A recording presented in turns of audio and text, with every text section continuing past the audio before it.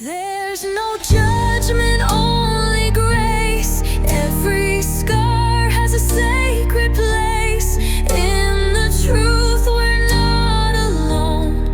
Every story finds a home. Come as you are, don't be afraid. You belong here anyway. We rise in love, we heal in trust. This is where real begins. No judgment. Welcome in to No Judgment Here, the podcast. I am Tish Ross, your host.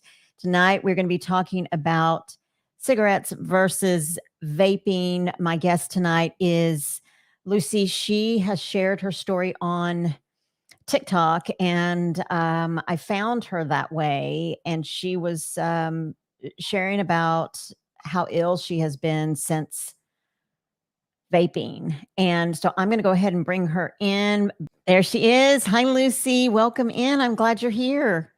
Hi, Tish. Nice to see your face finally. I know. I know. I'm grateful. And my followers and viewers that are in right now, they're all here in support of you and grateful for you to be on and to bring this awareness to whomever is listening, either now or in the future. It is definitely a story that needs to be told. And the other thing is, everyone sends their prayers and their condolences to you. We're so sorry for the loss of your fiance. I want to say first that I was doing some research, and when e-cigs came out, or vaping or vapes and all that stuff, my husband and my daughter actually, what's up? My husband and what is it? My daughter both were on vapes or e-cigarettes or whatnot. And I had heard, like everybody else, had heard that vaping was safer than smoking regular cigarettes. Yeah. It's not something that was just thrown up or made up, because I'm sure that you're going to agree, but it is something that was actually put out in the news and social media and a part of their marketing and selling, that that e-cigs and vaping, vapes, all that junk is a lot more, is safer Yeah.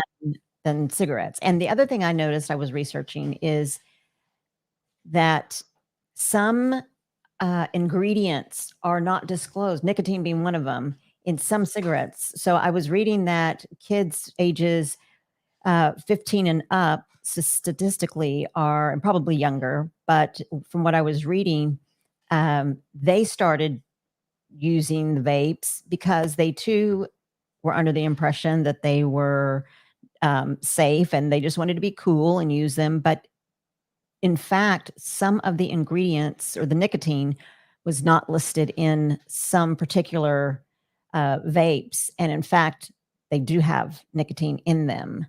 And so tell us, I'm going to go ahead and let you speak. I'm going to let you have the floor. This is my platform is all of my guests' platform to come in and to share your story and to bring that awareness. So were you a smoker? Tell us how you got started. Yeah, I smoked cigarettes for years.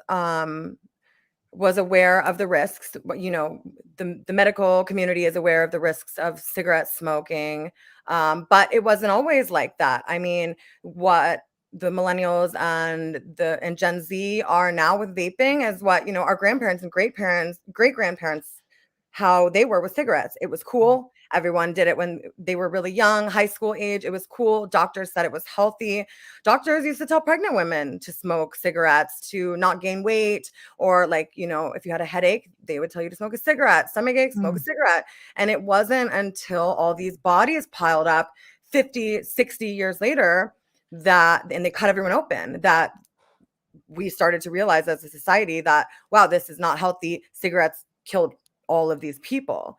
And Right. so it is easy for, the vaping companies to make this claim that vaping is safe because it's only been around for 20 years. And we just don't have the data yet. We just don't have enough bodies that have piled up. And there are bodies have piled up. I mean, we have heard stories of, popcorn lung, and there was another one people were dropping dead from. But there's people seem to believe that it's from black market vapes, and that this, Mm, if you're smoking the regulated ones, or the like reputable brands of vapes and juices, that you're going to be safe. But it's just not the case. I get messages every day. A 15-year-old messaged me today who is having horrible breathing problems and needs to go to a doctor, and is scared to tell his parents because they don't know that he vapes. mm. And his symptoms sounded really bad. I mean, he's been messaging me all day. These people are terrified, and there's nobody out there to tell us what's going on. And Mhm. doctors were telling me that vaping is healthy. So everybody is misinformed and making claims that we just don't have the data to back up. Right. And so what's really sad too is that, a child's brain is not finished developing until age 25. And so kids that are using or vaping at age 12, 13, 14, 15, whatever age, the nicotine and it when inhaled, it turns into like an aerosol. You are breathing in an aerosol, those chemicals. And so those chemicals are, in fact, as I was reading, are in fact killing brain cells. And so these kids that are vaping now, who also initially thought that it was safe, and a lot of the marketing was actually based on the different flavors, cotton candy, Yeah, there's watermelon. a huge lawsuit going on with Juul because they were marketing to the youth, essentially, to teenagers. I mean, all of these kids who have become addicted to e-cigarettes, people like me who are sick, we are all just victims of this vaping industry, Mhm. because yeah, we are being told that it's safe. And when I go on TikTok and I say that it's not, I get a lot of pushback. There's a lot of, "Oh, well, you had to have been using black market vapes." And I'm like, "No, I wasn't." And they're like, "Oh, well, you probably didn't clean your coil." And I'm like, "Yes, I did." And they're like, "Oh, well, the juices you were using. Oh, well, that's why the USA just doesn't regulate well enough. Here in the UK, we're good." And I'm like, "Actually, no, I get messages from people in the UK every day who are sick Mm. from Mhm. vaping." It's like people just don't want this to be true. And a lot of people, and I get a lot of like, "Oh, well, it's because you're overweight." And I'm like, "Well, I've been on prednisone for a year and I have a lung disease." So Mhm. yes, I was a very fit, very physically active person before I got what I have, which is called hypersensitivity pneumonitis, vaping induced hypersensitivity pneumonitis. But yeah, there's just a lot of like, "Oh, well, you had to have had pre-existing conditions, or you were doing it wrong, or because this can't be true, because people will do anything to justify their addiction." So Right, exactly. And so do you think, and I'm going to play sort of devil's advocate, but do you think that people that typically or were smoking cigarettes and then turned to vaping, is it a combination of, I guess, both the cigarettes and the vaping? Do you think that that's something that caused? well, cigarettes can cause hypersensitivity pneumonitis. A lot of things can cause it. Radiation, mold, I mean, all kinds of things. And hypersensitivity pneumonitis is this huge spectrum of people who only need an inhaler to people who are on oxygen and are dying. I mean, there's this huge spectrum. But I quit smoking cigarettes for a year, picked up vaping, and within 4 or 5 months started having all these horrific symptoms. Mm, I went to the doctor over and over again. They kept giving me x-rays, and then finally I demanded a CT scan. Everything was clear, and they kept diagnosing me with anxiety. So finally I went to the ER every day for probably 6 months, every day. I mean, I was like, "I cannot live like this. I'm suffocating." I was just like gasping for air all the time, and I kept asking the doctors, do you think this has anything to do with vaping? And they would say no. And so I Mm. vaping, but finally I was like, it's got to be the vape. My dad was like, Lucy, it is the vape. This started when you start, so I quit vaping.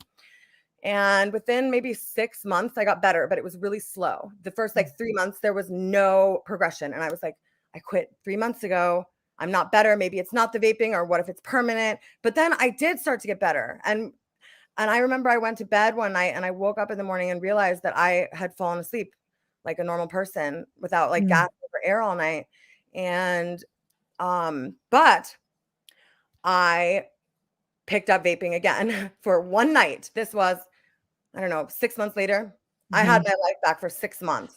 I picked it up for one night and all the symptoms came back, but this time 10 times worse. I was hospitalized. I mean, it was this huge nightmare. And I was smoking cigarettes in that time too. So, and I was fine. I vaped again and developed hypersensitivity pneumonitis, to a pretty significant case of it, where I do need like extensive medication, and I have to get approved by this cancer board for this new medication. Like it's really like it's a whole thing. So your question of could it be the cigarettes contributing? I mean, cigarettes are bad for us. We know that. There are a lot of people messaging me with these symptoms that never smoked cigarettes. I know smoking cigarettes was not good for my lungs, but this started when I started vaping. When I stopped, it went away. And when I started vaping again, it came back. And now it's essentially permanent. So, what were your first symptoms? I know that you and I chatted just kind of prior to, we kind of chatted a little bit about the symptoms, but I see a lot of comments in here, a lot of parents whose kids were hospitalized twice with pneumonia, once required them to have a side drain fluid. Her daughter still vapes. So a lot of people in here that know or have someone that is vaping or has quit vaping. Yeah. Someone else said that they are using a patch to try to quit. But what were some of your first symptoms and signs before you? I mean, were the symptoms quite prominent at first, or was it a No, gradual it thing? was gradual. It was very subtle at first. And I would get these attacks of air hunger. It's called air hunger. It's hard to describe if you haven't experienced it, but it was just this feeling like there was no air going in, and it would mostly happen when I would lay down. So so that was how it started. And then but I would go to the doctor. I would tell them, I'm like, it feels like there's no air going in. And I would describe the most bizarre things. I would say, it feels like there's a cloud inside my lungs, or it feels like there's like a coffee filter over my lungs, like blocking the air from going in, like these very weird sensations. And the doctors kept sending me to behavioral health, kept sending me to therapists. I kept getting diagnosed with, depression and anxiety. But then it got worse. I mean, it got to the point where I couldn't even lay down without just gasping. My lungs would feel paralyzed. And I would go like, 4 or 5 days without sleeping because I was afraid to even lay down. There was burning, there was itching, a lot of itching in my lungs. And everybody that messages me with these symptoms or similar symptoms, it's a big spectrum. There are some people that are experiencing this exact same thing. They're like, I cannot lay down. I'm afraid to go to sleep. The second I lay down, I suffocate.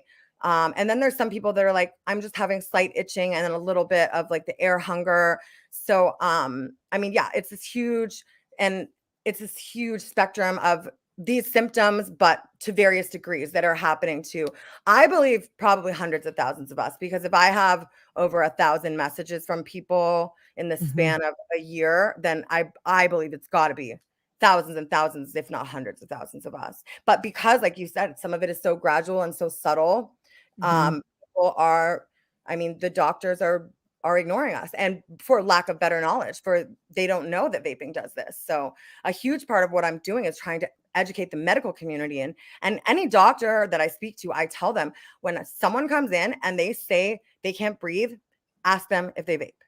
That is so important, because I was looking at an urgent care like facility. I like Googled it, one near my house a couple months ago, and I found a review where someone was like, I went in there and I told them I can't breathe and they treated me like I was crazy, but I have this weird feeling when I lay down. Like, it was a review for the urgent care. And I was like, Wow. oh my God, I wish I could contact that person. Like, all over the world, people like me are going into urgent cares and ERs and to our doctors and telling them that this bizarre thing is happening. And we're all getting diagnosed with anxiety, sometimes asthma, because our x-rays are clear. And an x-ray is only going to show a broken bone or an infection. So it's bizarre to me that, especially someone like me that was going so many times, that it took 3 years to get a high resolution CT scan. And so that's what it took, was a high resolution Yeah. CT scan, I had because so you continued to go, and I, it is so hard, when you go to a doctor, a physician, emergency room, and you go in and you explain what's going on. And like you said, because they don't have, or they have not the proper research or the proper awareness, education, whatever, statistics, whatever you want to call it, then they unfortunately are mistakenly diagnosing people with you're probably having a panic attack, or maybe you Yeah. have anxiety, like you said. And it's not that people are coming in feeling like they have COVID, because that's another big Yeah. thing that people mistake not being able to breathe with, or Yeah. doctors, that's kind of their go-to. So how many visits, or how long did it take before someone finally said or listened to you? Yeah. So, my insurance started denying my referral claims because I was asking to see pulmonologists, asthma specialists, allergists, cardiologists, all these different things. I was begging them. I was like, I cannot live like this. Please send me to someone who can figure this out. And my insurance was denying all of the referrals. So I started paying out of pocket for, I saw 3 different allergists, 2 different asthma specialists. I saw a cardiologist. I did a sleep study, like at a sleep medicine clinic. It was like $2,000 for the sleep study. They didn't find anything. I was doing tons of acupuncture. I mean, I was just desperate. Yeah. So then when I picked up the vape again and it came back, this time I didn't go to doctors. I just gave up because I had spent a year begging for their help and they completely ignored me. They gaslit me. They accused me of drug seeking, sort of labeled me as hysterical. So I just went on a quest for healing of my own, and it would go away sometimes. It would flare up. I sort of lived in this, I'd have a great month where everything was okay, and then I'd have a flare up for 3 weeks and I would be like literally suicidal. Because this time it wasn't just the itching in my lungs, it felt like there were chemical burns in my lungs. And that feeling that I kept describing of there's a cloud in my lung makes sense when you figure with the diagnosis, which is chronic inflammation. It makes sense why I was having that feeling. But Gotcha. someone actually blew a vape cloud in my face in like early January of this year, and it flared back up, which it would do when I was exposed to too much smoke and stuff like that, or even chemicals, certain things. But this time it flared up, and I was in bed for a month in agony. And my mom kept saying, "Go to the emergency room, go to the emergency room," and I kept saying, "No, they're not going to help. They're not going to help." Finally, I went because I was in so much pain. I needed pain management. The amount of pain that I was in, I mean, I needed like a morphine drip. My pain was a 10. I showed up to urgent care. I told the doctor, "You're not going to believe me," because no one believes me. And she assured me that she believed me and she was here to help. And she ordered a CAT scan. And what happened was they found out I was in a thyroid storm because I have thyroid problems. So when I was hospitalized for my thyroid, and she told the EMTs, she claims there's something wrong with her lungs. We think she's drug seeking or she's over exaggerating, but she needs to be hospitalized for her thyroid. And then in the hospital, I was finally given a doctor who listened to me. And she said, "Has anyone ever given you a high resolution CT scan?" And I said, no, I've had like 50 x-rays, probably like 5 or 6 CT scans. I don't know what a high resolution CT scan is, you know, Right. let's do one. And they came back and they said, we found something. And me and my mom was there too. We started weeping with joy. She said it's called hypersensitivity pneumonitis. We have a pulmonologist coming to educate you on this. We don't know if this will ever go away, but there are medications that could help. And I was just like, for 3 years, I've been suffering with something and there's medications to treat it. And you guys have been denying me the healthcare. Like for me to have, you've been denying me my quality of life. You know, you've been treating me like I'm crazy, but there was such power in the name. All of a sudden I had a name. And that's when I went to TikTok and I made that video because I made a few videos before where I talked about, oh, this weird thing happened when I used to vape, and I'd explain it. And I would get messages from people like, hey, I saw your video. The same thing's happening to me. But it was only like sporadically. The video got like a couple thousand views. But when I went on TikTok and I said, I got hypersensitivity pneumonitis from vaping, I put the video on. An hour later, there was like 1 million views. Like I couldn't believe it. I didn't know I was going to go viral. That was never the intention. The intention for me was always to warn people, because if when I was going through all this, if I had seen someone else's video saying that, I would have known, A, that I'm not crazy. B, I need to demand a high resolution CT scan. C, that there's treatments for this. There's hope. So that's why I make these videos. I just want the people who it's happening to know that you're not crazy. Well, I love that. And I'm so grateful that you are, because there are few, well, actually, I've not seen any other TikToks, people sharing the same issue that you're having in terms of ways that they're feeling from vaping, some of the side effects from vaping, or going to doctors and doctors not knowing the answer. You're actually the only one, Lucy, that I have found that shares that. And I'm going to, someone had a question here that I'm going to ask you right quick. Let's see here. Oh, they said, Christine says, I'm curious if Lucy's pulse oxygen was normal at each visit. So my oxygen was normal. And the messages that I get from people every day are saying the same thing. They say my x-rays was clear, my oxygen levels were normal, and my doctor says that I have anxiety. So most people who have this have not been diagnosed yet. I'm somebody that suffers very dramatically and outwardly, and I was going to find the answer. And you know, like I said, I went to the ER every day for 6 months. I mean, I was not going to let this go. I think there's a lot of people suffering silently. Somebody did contact me who is a nurse and was having similar symptoms, and talked her doctor into giving her a high resolution CT scan. Wasn't having symptoms as severe as mine, but she was having a little bit of the air hunger and stuff. And she did get back to me. She said, we did the high resolution CT scan. We did find some scar tissue and a little bit of inflammation.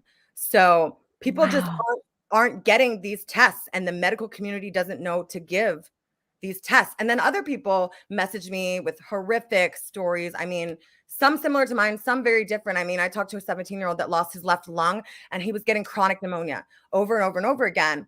And he said, it wasn't until I saw your video that I connected it to vaping. He said, I've chronic pneumonia. We cannot get rid of it.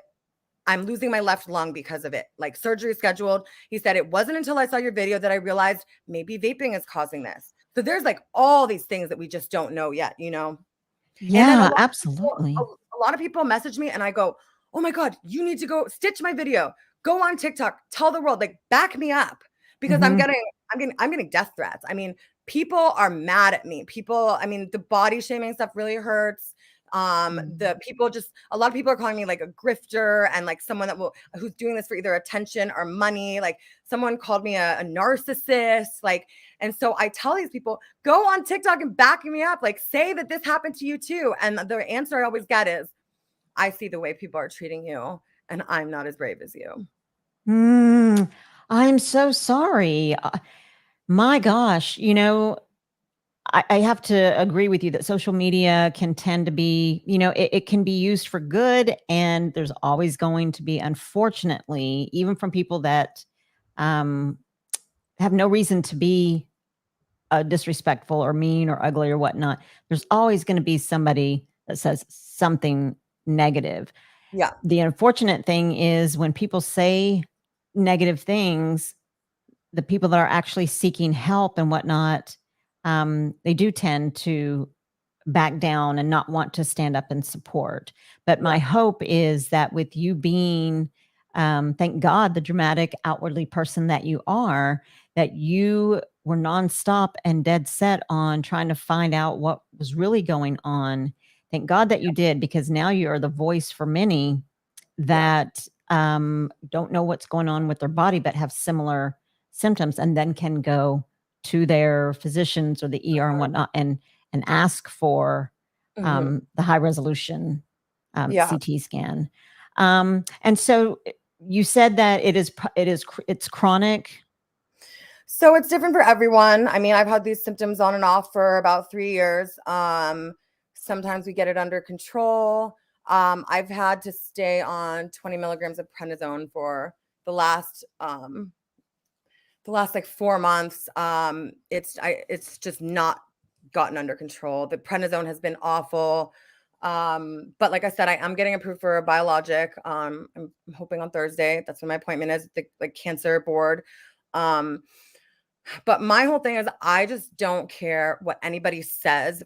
I don't care how many death threats I get. I don't care how many people call me fat. I'm never going to shut up about this because nobody warned me. I didn't know. If I had just known when I started experiencing symptoms, I could have stopped, and this could have been over a long time ago. And my life's mission wouldn't be about this at all. I could go do something else. But nobody warned me. And the messages I get every day are like, you might have just saved my life. And I mean, I have this possibly forever.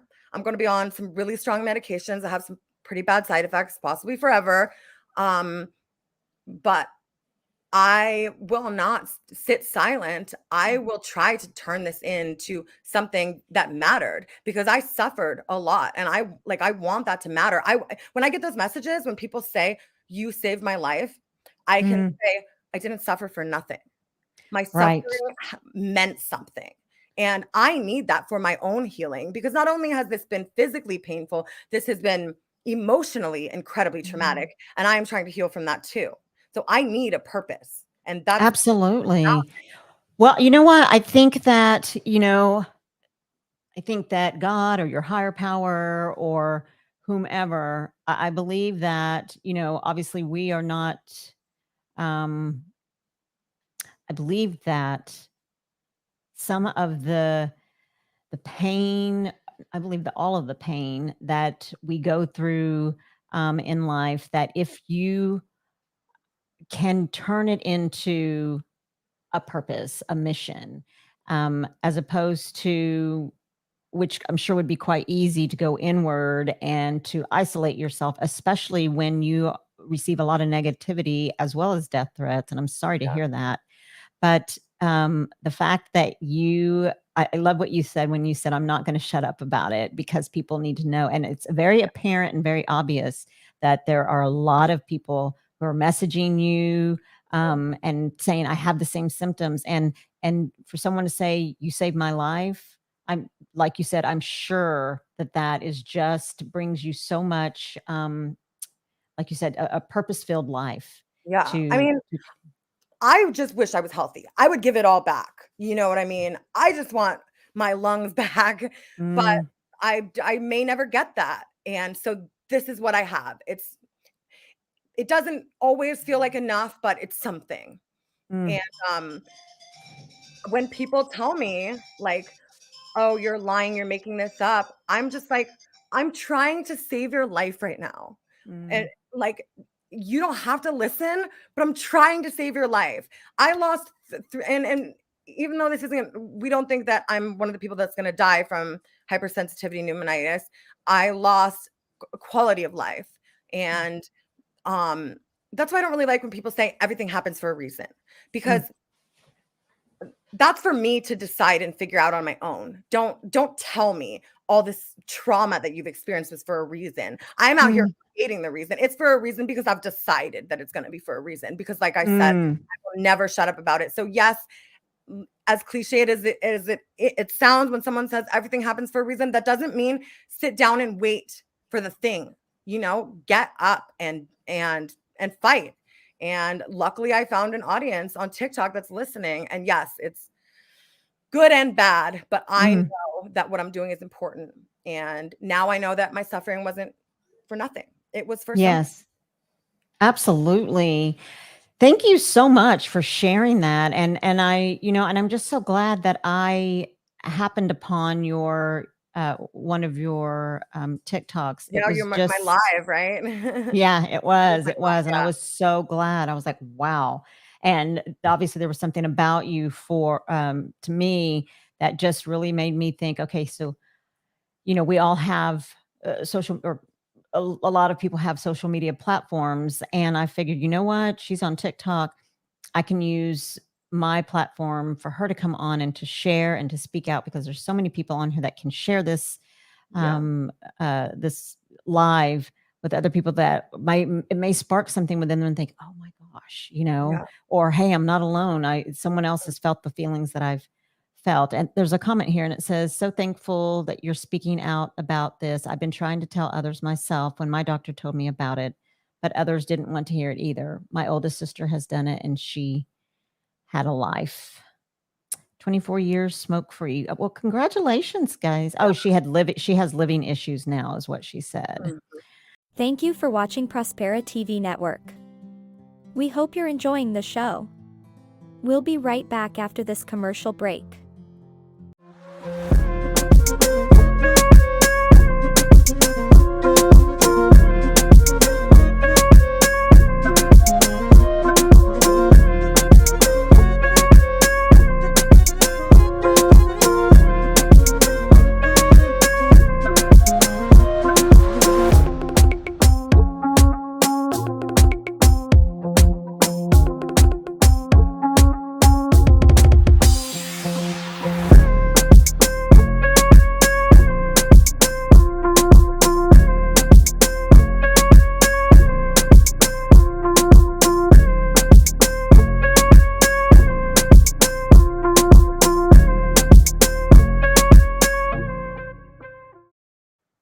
And so what is your treatment? Like, is it medication? What Yeah. was your life before?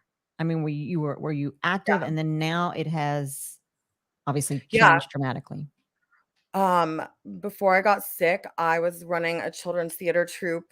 I was involved a lot in regional theater. I was doing musicals. I was singing and dancing. I mean, I was I was in the ensemble dancing whole 2-act musicals. I loved to dance. I had danced professionally in Vegas when I was younger.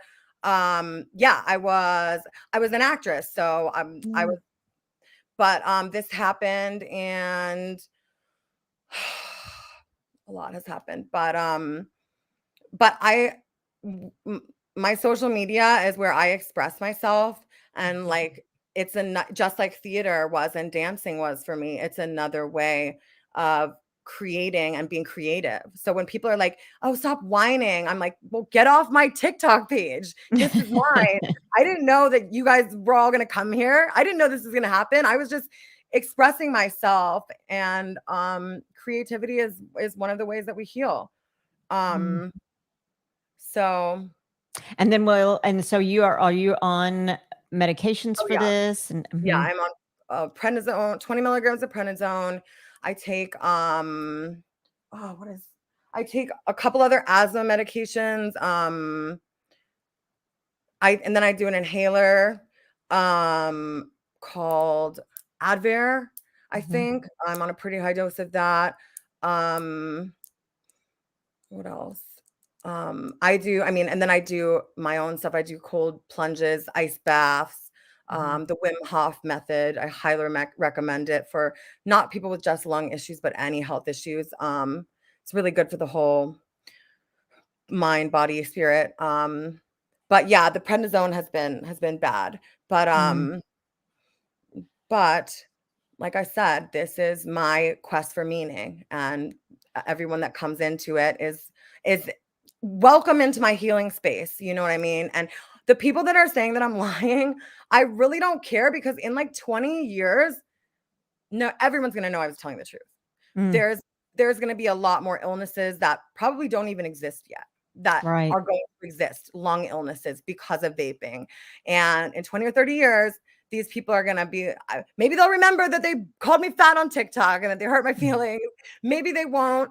But, you know, like, some of these people I know are going to be coming to me soon, within the next few Mm, years, and saying, mhm, I trolled you, I made fun of you, and now there's something wrong with my lungs. mhm, I'm not saying it's like karma or anything. I just know that vaping is incredibly, incredibly dangerous. I mm, have a whole archive of it. I'm hoping some scientist someday wants to do some research, wants to see my archive of all my messages, you know, from all these sick people. And we're going to see this trend of all these people going to the ER. Their oxygen levels are normal. Their x-rays are clear. They're sent home. They come in again. They come in again over and over again. They're misdiagnosed with this, like literally this archive that I have. Someone's going to find it useful one day. So I'm keeping it. And so, Lucy, you and I were chatting before or earlier, and again, we are so sorry that you lost your fiance. And I asked you if it was okay if I Yeah. asked how he passed, and how you're doing now. How are you doing? I mean, Yeah. grief it's so different for everyone. But Yeah. how did your fiance pass? Yeah. So he passed on June 8th, actually. So it's been almost a month and a half. Me and Blake were both recovering addicts. You know, I was prone to nicotine addiction. I was prone to other addictions as well. And we met in rehab years ago and fell in love. And he struggled for quite a while. Mhm. He just couldn't get it. I had gotten it. I had finally hit that rock bottom, and I had gotten it, and I was building this meaningful life. And I had gotten it, but Blake, he just couldn't get it. And he relapsed while I was sleeping on June 8th. And I found him dead in our garage. My God, I'm so sorry. I'm so sorry. Yeah. Um,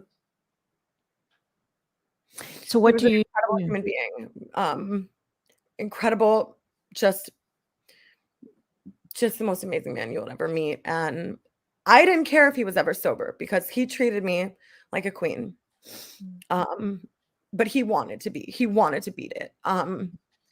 And you know, yes, grief is different for everyone. And I think as a society, we don't understand grief, and we don't know how to grieve, because people keep saying, it'll make you stronger, you know, and I'm like, I don't want to be stronger. I was strong enough, you know, or people say that like everything happens for a reason. Like, I just lost the love of my life. Like, maybe someday I will look back and I will say there was a reason, but Mm, that's for me to say. Don't tell me that. mhm. Um, I'm I'm a loud griever, you know. I go get my coffee in the morning and the barista's like, "How was your day?" And I say, "My fiance died," you know, like I tell everyone. I'm just processing it. And you know, the stages of grief don't have it's not a linear thing. Right. Sometimes I still can't believe it. And then sometimes I'm angry.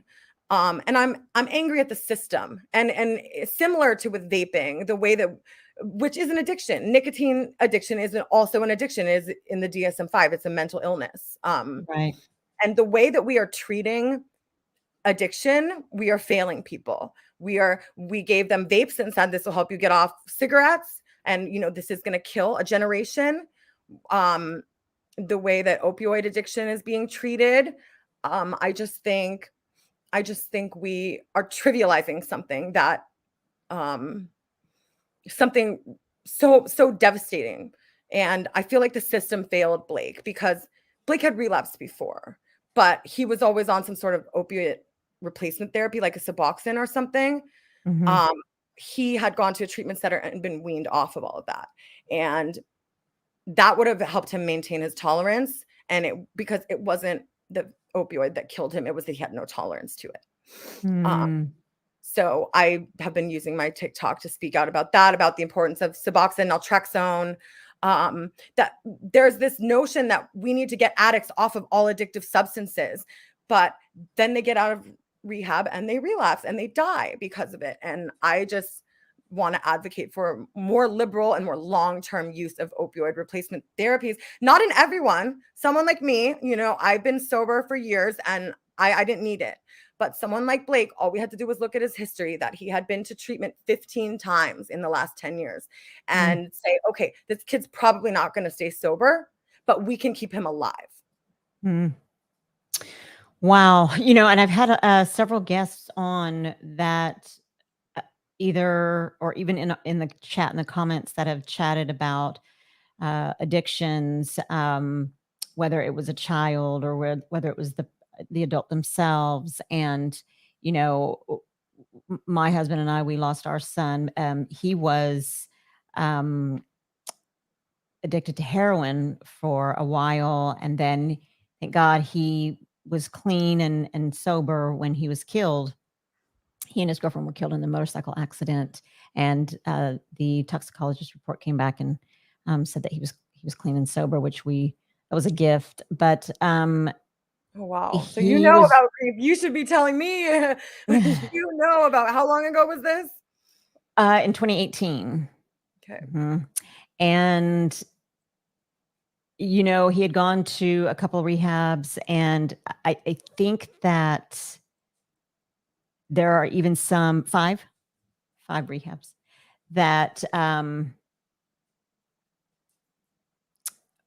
not from his perspective, but from other people that I know, that were horrible. Like, they were not, unfortunately, a state-funded rehab, and horrible. And most people that were in there, according to the friend that I know, were just in there to get a paycheck, and they didn't care if people were smuggling stuff in or not. They were just there, and oh well, not really in there genuinely helping people to understand what the root of the problem was, and how to give them some tools so that when they do get out and something tragic happens or traumatic, then they have the tools to cope. And so this might be kind of personal question, and you can say that you don't want to answer, but how are you coping? Music.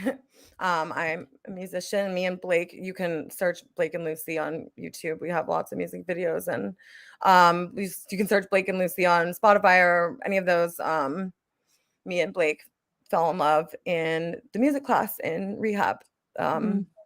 He said he heard me sing and he knew that he loved me. And so, I'm writing a lot of music. I have a new single called Overdose dropping next month, a music video coming out. It's the story of finding him, and it's very sad and fierce, and I think it's a song that a lot of people are gonna relate to. But I just hear Blake saying, look, I'm still making you sing. I will always make you sing. Blake wants me to sing. And that's pretty much the only time I feel better, is when and he built this beautiful recording studio where he died in our house. So he left me this beautiful studio and all these instruments and all this software and all these different sounds and plugins. And so I go in there and I make music and I talk to him, and gratitude is stressed a lot in recovery from drugs, and I think it's important in grief too. I'm so grateful, because if I never find love again for the rest of my life, he loved me enough. He loved me that much, and some people never find that. Wow, that's beautiful. You're so right. There are some people that never find that, and how blessed is a person to be able to find that. And I don't want to say regardless of the amount of time, but the fact that you found that kind of love. And I hope and I pray, Lucy, for your recovery, your grief in your recovery and grief. And, when you said I should be telling you, I will tell you this, that there is obviously no time limit. There are good days, there are bad days. Even years later, there are days when it felt like it was yesterday, and receiving that phone call. And it's but what I do know, and something that you had mentioned when I asked you if you still wanted to come on, and you said yes, because I know that Blake would want me to come on. It's the strength that we get from our loved ones that have passed, from my son that was killed, and things that I never wanted to do before. And as this may not make sense to some people, but there was also beauty in his death, a gift in his death that he'd given me, in terms of giving me, like you said, the fierceness to move forward, take that step, go do it, live your life. Because he was almost killed in a motorcycle accident when he was in high school. And then he was just like, I'm going to get back on the motorcycle, because that's what he loved to do. And so I always hear at times when I'm afraid to do something, I always hear, do it afraid, but do it and live your life to the fullest. And I'm grateful for the strength that I get from hearing his voice, or seeing his face when I get to see his face. It's not often, but so there is no time limit. There are good days, there are bad days. Years later, you may find yourself feeling just as hurt as you do today. But then there are days when, we feel like, I can do this, and life goes on. Life goes on, and It feels like it should stop. It feels like it does. stop, but it doesn't. And so, so you get through every day, and grief is a reflection of how much we love. And the grief was 100% worth it. It is 100% worth the love, because it was magical. And he saw me, and I know he's proud of me. He is proud of you, Lucy. I'm so sorry. So let me ask you this, sweet girl. First of all, there are a lot of people saying, I love you, Lucy. Thank you, Lucy. Thank you, everyone. God bless you. Oh, that's just so amazing. There's someone else that said they came in late, but they're going to go back and listen to the whole thing because they actually vape. So that's good. Yes, please go back and listen to the entire message, because it is definitely one that will open your eyes for sure. But let me ask you this. Who is Lucy today? Who are you today? Not what other people want you to be, not what other people think you are, or who you are. Who are you today? I'm someone that has been very lucky in certain aspects of my life. I have incredible parents. I have been, blessed financially. And I'm someone that has been very unlucky in others. Someone who has had a lot of health issues, someone who is self-destructive, has an addictive personality, and at times has gone to great lengths to manage excruciating pain, whether it be physical or emotional. I'm someone, that for a long time didn't know how to just sit in the pain. But I think today, Blake would tell you I'm the strongest woman he's ever met. That's what Blake would say. But yes, I'm someone that has been loved like no other. I have lost into that same magnitude. I'm a musician. I'm an artist. I'm a creator. I'm a fighter. I'm someone, when I see injustice, or when I see something that the world is missing, or I think is important, I'm never going to shut up about it. I'm going to make a song about it. I'm going to do a music video. I mean, I'm just going to keep going until somebody listens.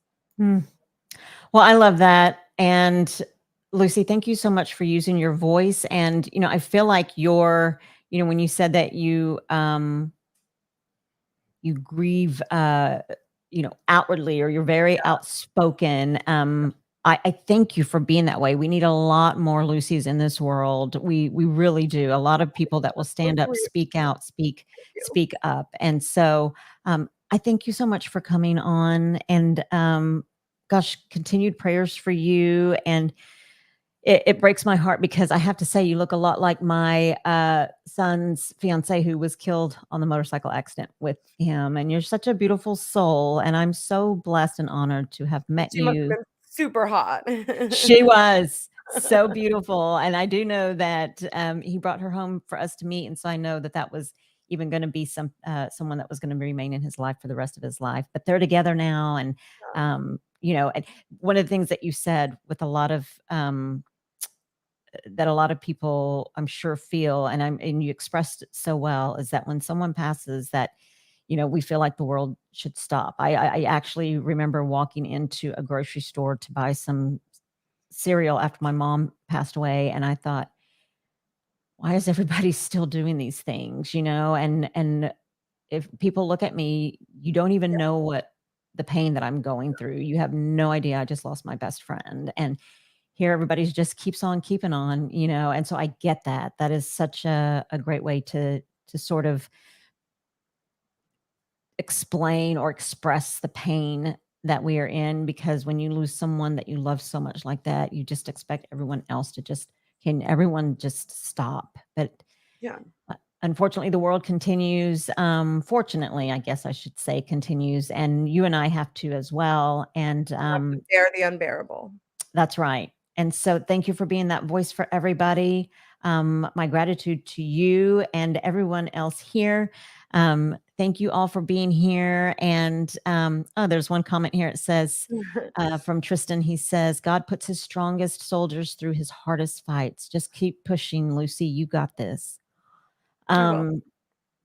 Lucy, if you're ever feeling less than a great person, then come back and chat with us on this channel and talk with us. Absolutely. This channel, everybody that comes on is family. And if you're ever feeling lonely, come on in.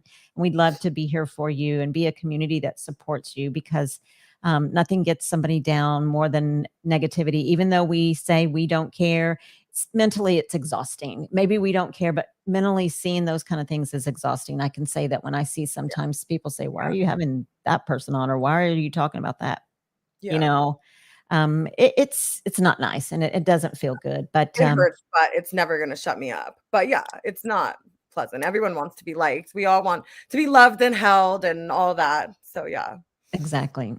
Well, thank you so much for coming on. Thank you for everyone in the chat and for all your sweet comments and your love. And I will share this out so that other people can listen, as many people that can listen. And please, if you have the opportunity on your platform, if you would share this out as well, because obviously not everybody that follows everybody else follows me. But if this video can get out and share this most important message on the dangers of vaping and some signs to look for, that would be so great for those people that need to hear it. So you have such a great evening, Lucy. Thank you so much for coming on, and you have a great night. Yeah, you too. Thanks to your audience, you guys. Thank you for all the uplifting comments, and yeah, and I'll see you around. Okay. Thank you, Lucy. Bye, everybody. Y'all have a good night. There's no judgment, only grace. Every scar has a sacred place. In the truth, we're not alone. Every story finds a home. Come as you are, don't be afraid. You belong here anyway. We rise in love, we heal in trust. This is where real begins. No judgment. This is your Prospera era, where dreams align with grace, abundance flows like rivers. You stepped into your place. Rise, reign, and remember, you were born to shine.